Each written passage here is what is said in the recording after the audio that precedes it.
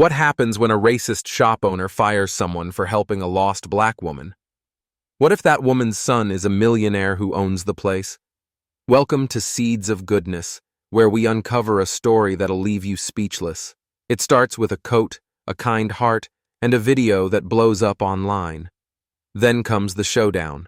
Luxury car, big reveal, and a lesson in justice. Can kindness really turn the tables on hate? Watch to find out. Then like and subscribe for more jaw-dropping tales of humanity's best. The sun hung low over the sprawling suburbs of Jacksonville, Florida, its pale light filtering through a thin veil of gray clouds. A sharp breeze whipped through the streets, tugging at the bare branches of leafless oaks and rattling the faded awnings of small shops along Edgewood Avenue. Lily Evans shuffled aimlessly down the sidewalk, her thin frame hunched against the cold, her worn-out sneakers scuffing the pavement. At 68, Lily was a black woman whose once sharp mind had dulled with the creeping fog of Alzheimer's. Her silver hair, once neatly braided, now hung loose in tangled wisps around her weathered face, and her dark eyes darted with confusion, searching for a home she couldn't recall. She wore a threadbare cardigan over a faded dress, the fabric too light for the biting chill that had settled over the city. Her hands trembled as she clutched the cardigan's edges, pulling it tighter, though it did little to shield her from the wind.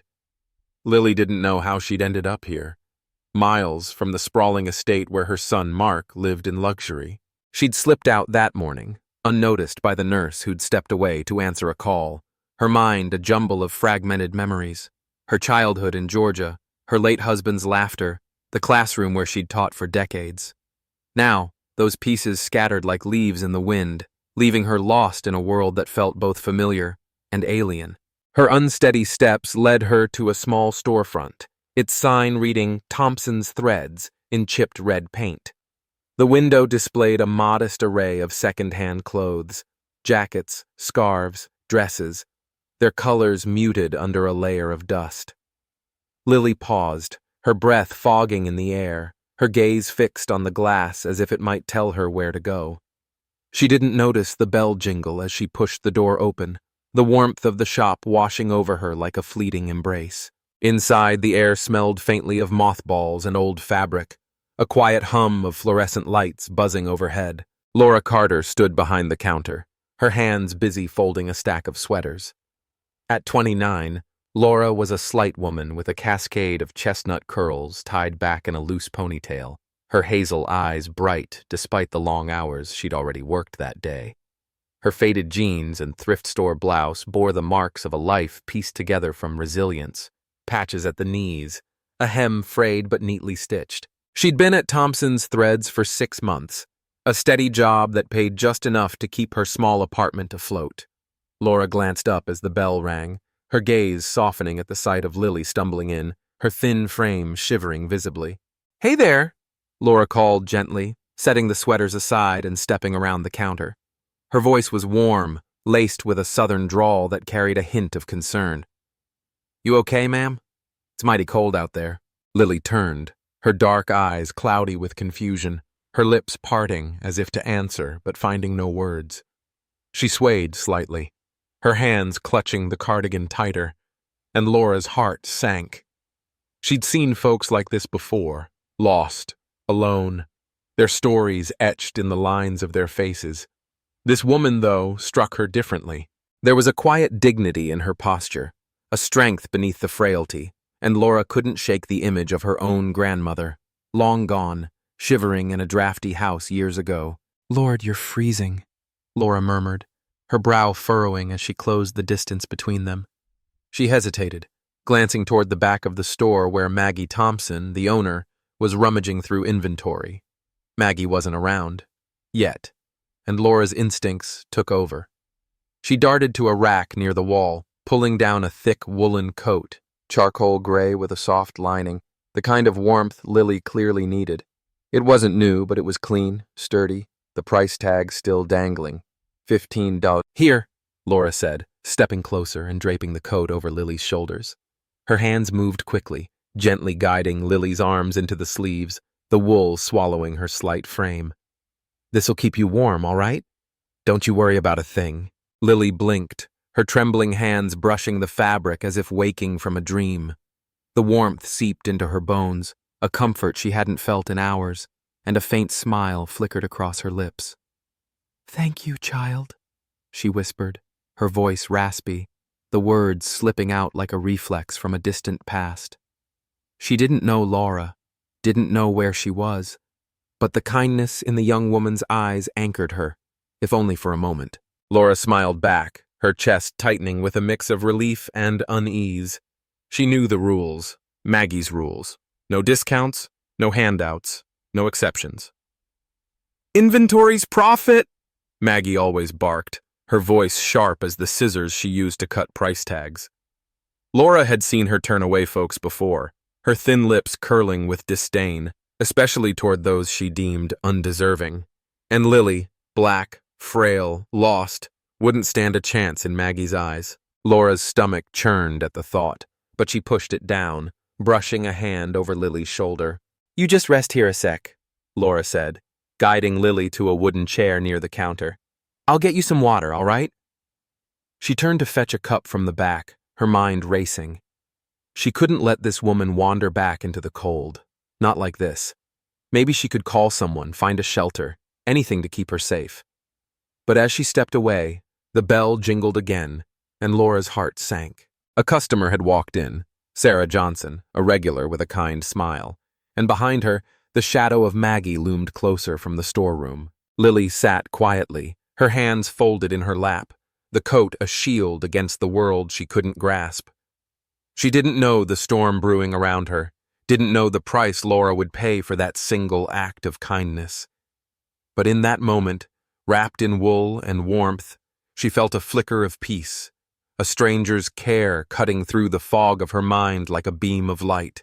The fluorescent lights of Thompson's threads buzzed faintly overhead, casting a harsh glow over the cramped store as the late afternoon shadows stretched longer outside.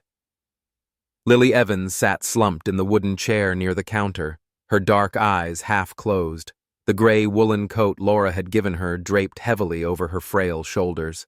Her breathing had steadied, the warmth seeping into her bones like a balm, though her mind remained a tangled web of fleeting thoughts, snatches of a gospel hymn, her husband's deep laugh, a classroom full of children long grown. She didn't notice the tension brewing around her, the air thickening as footsteps approached from the back of the shop. Laura Carter stood at the counter, her hands trembling slightly as she poured water into a chipped plastic cup from a jug she'd grabbed from the storeroom. Her hazel eyes darted toward the door where Sarah Johnson had just entered, a familiar face with a warm smile and a reusable shopping bag slung over her shoulder. Sarah, a white woman in her mid-30s with curly blonde hair and a quiet demeanor, was a regular at the shop, often chatting with Laura about her kids or the weather. Laura offered a quick nod, her lips curving into a nervous smile, but her attention snapped back to the storeroom as a sharp voice cut through the stillness. "What in God's name is going on here?" Maggie Thompson emerged from the back, her wiry frame taut with irritation, her graying hair pulled into a severe bun. At 55, Maggie was a woman hardened by years of scraping by, her thin lips perpetually pursed, her blue eyes cold and calculating. She wore a faded blouse and a scowl that deepened as she took in the scene. Lily in the chair, the coat clearly from her inventory, and Laura hovering nearby with the cup. Maggie's gaze lingered on Lily, her expression shifting from annoyance to something uglier, a flicker of disdain that Laura recognized all too well. "Laura!" Maggie snapped, her voice low but edged with venom. "What's that woman doing in my coat? You know the rules. No handouts, no charity cases. This ain't a damn soup kitchen." Laura froze, the cup trembling in her hand, water sloshing over the rim. Her heart pounded, a mix of fear and defiance churning in her chest. She'd seen Maggie turn away folks before, veterans with worn boots, single moms with threadbare coats. But this felt different, personal. Lily wasn't just a stranger. She was a mirror of Laura's own struggles, a reminder of the nights she'd shivered on her grandmother's porch with no one to help. Swallowing hard, Laura set the cup down and faced Maggie, her voice steady despite the knot in her throat. "She was freezing, Maggie," Laura said, her southern drawl softening the words but not their weight. She's lost, confused. Look at her. I couldn't just let her sit there like that. It's one coat, not the whole store. Maggie's eyes narrowed, her lips curling into a sneer as she stepped closer, her boots clicking on the linoleum floor. One coat? She hissed, her voice rising. You think I'm running a giveaway for every bum who stumbles in here? And her… She jabbed a finger toward Lily, who flinched slightly, but didn't look up, lost in her haze. I don't need her kind dragging down my business. You know how they are. Wandering in, taking what ain't theirs. Get that coat off her and get her out now. Laura's breath caught, her face flushing with heat as Maggie's words sank in. Her kind.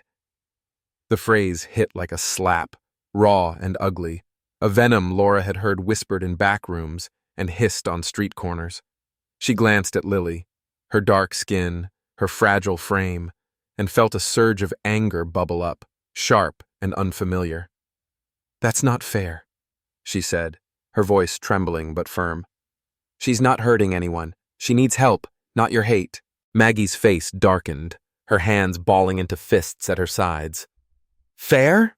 She spat, stepping so close Laura could smell the stale coffee on her breath. I don't pay you to play saint, girl. You're done, fired. Get your things and go, and take your little charity project with you. The words landed like a punch, stealing the air from Laura's lungs. Fired. 6 months of folding clothes, ringing up sales, smiling through Maggie's barbs, gone in an instant. Her hands shook as she gripped the counter, her mind reeling. Rent was due next week, her fridge nearly empty, and now this. But beneath the panic, a flicker of resolve burned. She wouldn't take that coat off Lily, wouldn't let Maggie strip her of that small dignity. Fine, Laura said, her voice breaking as she grabbed her purse from under the counter. But she keeps the coat. Sarah Johnson, who'd been browsing near a rack of scarves, stepped forward, her blue eyes wide with shock.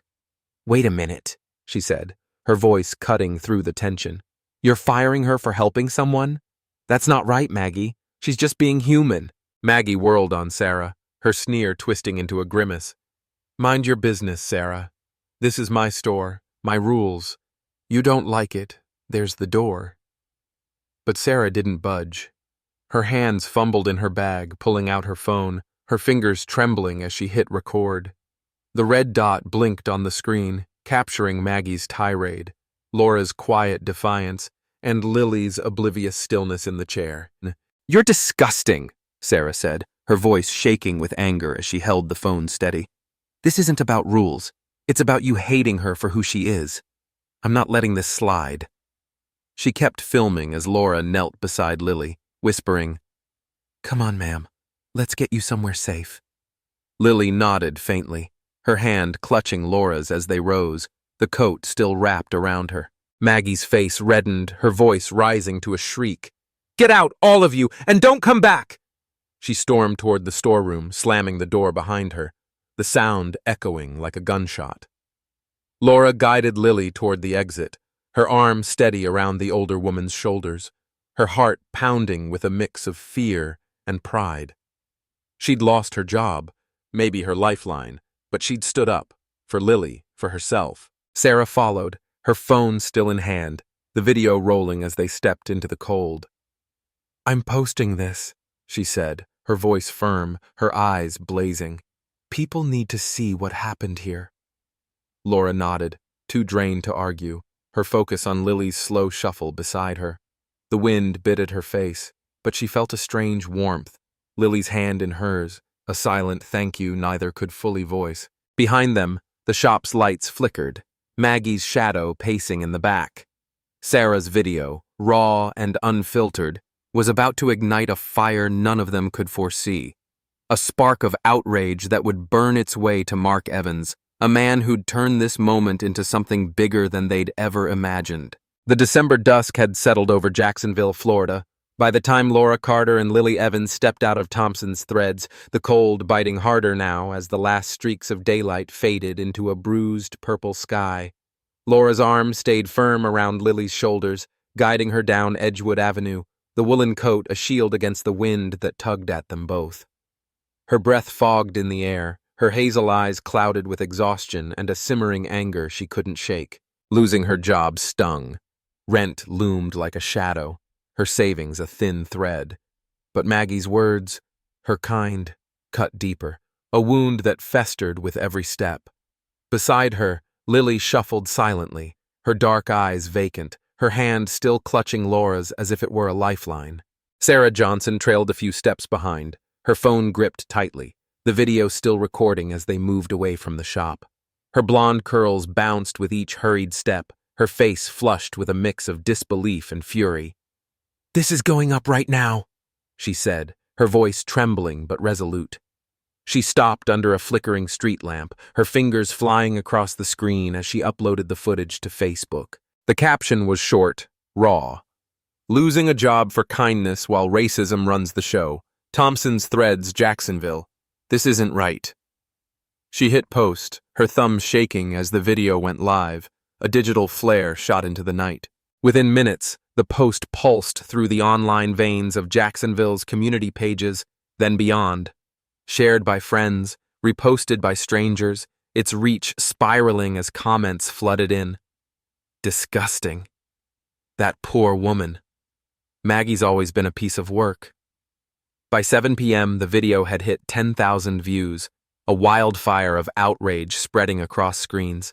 Sarah watched the numbers climb, her chest tight with a strange mix of triumph and dread. She glanced at Laura, who'd stopped to adjust Lily's coat, and whispered, "This might actually do something."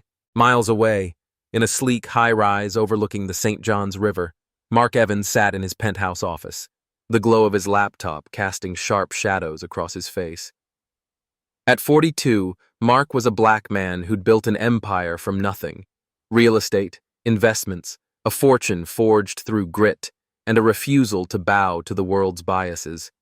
His tailored suit hugged his broad shoulders, his dark eyes sharp with focus as he scrolled through emails. He hadn't seen his mother, Lily, since that morning, when the nurse had assured him she was resting. But a call an hour ago, "She's gone again, sir," had left him pacing, his jaw tight, guilt gnawing at him for not being there. His phone buzzed, a notification from a local news group he followed. Frowning, he tapped it, and Sarah's video filled the screen. Maggie's shrill voice, Laura's quiet defiance, and there, in the chair, his mother, Lily, wrapped in a coat, her face a ghost of the woman who'd raised him. Mark's breath caught, his hands clenching into fists as Maggie's words echoed. "I don't need her kind dragging down my business." Rage surged through him, hot and visceral, a lifetime of slights and slurs crashing back, schoolyard taunts, boardroom sneers, the weight of proving himself in a world that too often saw his skin before his worth. He stood, grabbing his keys, his mind racing. Thompson's Threads, he knew it. One of his properties, leased to Maggie Thompson for years, a steady tenant he'd barely thought about until now. Her name on the lease flashed in his memory, and with it, a cold clarity. This wasn't just about his mother, it was about the hate she'd spewed, the kind he'd fought his whole life. "Not in my house," he muttered, his voice a low growl as he strode to the elevator, calling his driver. "Edgewood Avenue, now." By 8 p.m., a black Rolls-Royce Phantom purred to a stop outside Thompson's Threads, its polished chrome glinting under the streetlights. The shop was still open, its windows glowing faintly. A handful of curious onlookers gathered after the videos spread. Mark stepped out, his 6-foot frame commanding the space, his dark overcoat billowing slightly in the wind. His driver stayed by the car, but Mark didn't need backup. His presence alone was enough, a storm rolling in. Inside, Maggie stood behind the counter, her face pale as she scrolled through her phone, the comments on Sarah's post piling up. Hundreds now, calling her out, demanding answers. The bell jingled as Mark entered, and she looked up, her scowl faltering at the sight of him. He wasn't a regular, wasn't a face she knew, but something in his stride, confident, unyielding, made her stomach twist. "Can I help you?" she asked, her voice clipped, though a tremor betrayed her unease. Mark stopped a few feet from the counter, his dark eyes locking onto hers, his voice steady but laced with steel. "I'm Mark Evans." You might not know me, but I own this building. Your lease, your shop, all of it. I just saw a video of you firing a woman for helping my mother, Lily Evans. The woman you called her kind. Care to explain? Maggie's mouth opened, then closed, her face draining of color as the pieces clicked. I didn't know she was your mother, she stammered, her hands gripping the counter. It was just business, you see, rules. Business? Mark cut her off, his voice rising, sharp as a blade. You threw my mother out, insulted her because of her skin. You think I'd let that slide in a place I own? I've dealt with people like you my whole life, thinking you're better, thinking we're less. Not here. Not now. He leaned forward, his hands planted on the counter, his gaze boring into her. You've got two choices. Change your damn attitude, treat every soul who walks in here with respect, no matter their color, or I end your lease tomorrow. Pick one. Maggie shrank back, her defiance crumbling under the weight of his words, the reality of her situation sinking in. I'll change, she whispered, her voice barely audible, her eyes darting to the floor. I'm sorry, Mr. Evans. Mark straightened, his jaw tight, his anger still simmering but tempered by the victory in her surrender. He turned to leave, then paused, glancing back. You'll see me again. Make sure it's worth my time. The bell jingled as he stepped out, the crowd parting as he climbed into the Rolls-Royce, his mind already on finding Lily and the woman who'd stood up for her. Behind him, Maggie sank into a chair, her phone buzzing with notifications, the world closing in. Sarah's video had done its work, and Mark's reckoning had sealed it. A storm of justice unleashed by a single coat, a spark now blazing toward a resolution none could have foreseen. The night air hung heavy over Jacksonville as Mark Evans drove away from Thompson's Threads, the Rolls-Royce's headlights cutting through the dark. His hands gripped the wheel, his anger cooling into resolve. Finding Lily was his priority now. A call to Sarah Johnson, whose number he'd traced through the viral post, led him to a small diner 2 blocks away. There, Lily sat in a booth, the gray coat still around her, sipping water under Laura Carter's watchful eye. Sarah had stayed with them, her phone now quiet, her face softening as Mark approached. Mom, Mark said, his voice thick as he knelt beside Lily. Her dark eyes flickered with recognition, a faint smile breaking through her haze. Marky, she murmured, her hand finding his. Relief washed over him, tinged with guilt. He'd hire more help, keep her safe. Then he turned to Laura, standing awkwardly nearby, her hazel eyes wary but warm. You're the one from the video, Mark said, rising, his tone softening. You helped her when no one else did. Thank you. Laura blushed, brushing a curl from her face. Just seemed right, sir. She needed it. Mark nodded, his gaze steady. I run a company, real estate, charity work. I could use someone like you in our foundation, helping folks who slip through the cracks. Better pay, better purpose. Interested?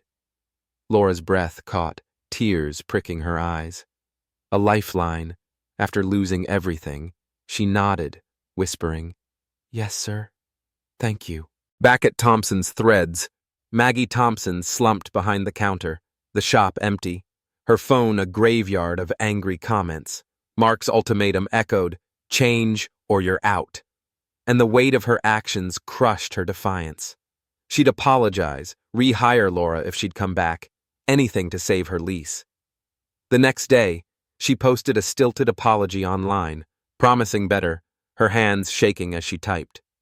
The community watched, skeptical but waiting. Days later, Lily rested at home, the coat on her chair, Mark by her side.